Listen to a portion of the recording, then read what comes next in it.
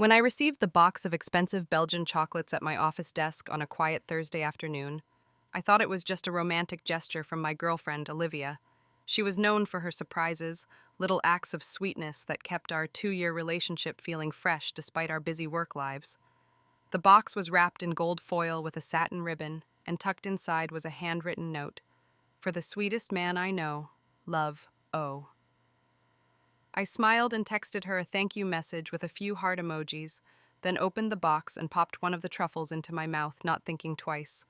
Until the next morning, when her call came in at exactly 9:03 a.m. while I was driving to work. Her voice was shaky, almost breathless, and she asked if I had eaten any of the chocolates yet. Confused, I said yes, and she suddenly screamed, "Oh my God, no, I didn't mean to send that box, I mixed them up."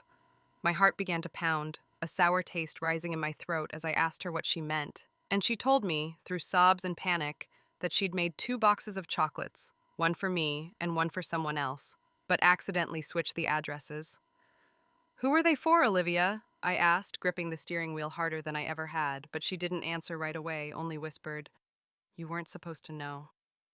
That was when I pulled over on the side of the road, my mind racing, and demanded the truth. She finally admitted that the second box, the one she had accidentally sent me, was meant for a man named Daniel, someone she had been seeing on the side for the last 6 months, and that she had planned to break things off with him by sending a final gift laced with a plant-based chemical that would make him temporarily ill. Nothing lethal, just enough to scare him away, her words, not mine. "You poisoned me?" I asked, my voice trembling as her confession sank into my brain like a hammer shattering glass. "It's not poison. It's just an herbal purge. It's not dangerous. I didn't know how else to end things with him," she pleaded. But it was too late, because that single call cracked open a reality I never expected to live in. Within hours, I was in the ER with a splitting headache and stomach cramps. The doctors flushed my system and told me I'd be fine. But the emotional damage was already done. Olivia showed up at the hospital with tears in her eyes and begged for forgiveness, tried to explain that she loved me and didn't want to lose me, that Daniel was a mistake, a work fling gone too far, and that she was only trying to end it in a way that would prevent him from retaliating.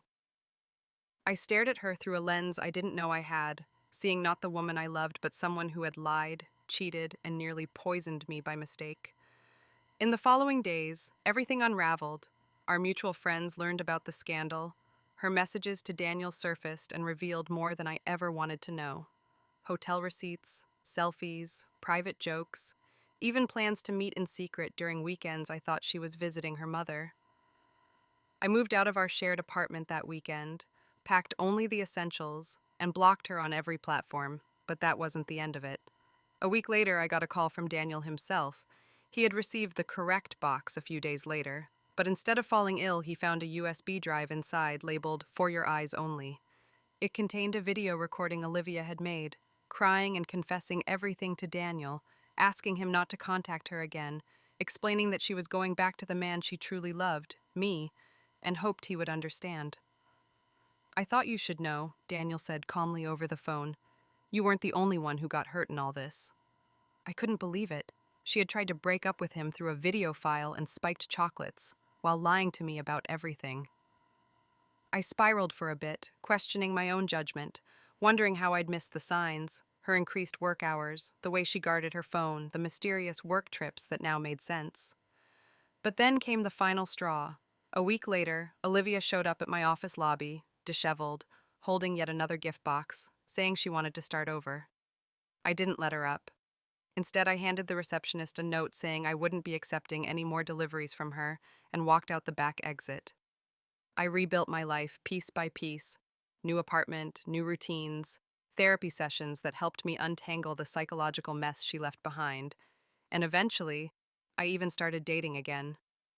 But every time I see a box of chocolates in a store or a romantic gift ad online, I remember the taste of betrayal wrapped in gold foil, and the moment a sweet gesture revealed the bitter truth that love can sometimes be the most deceptive poison of all.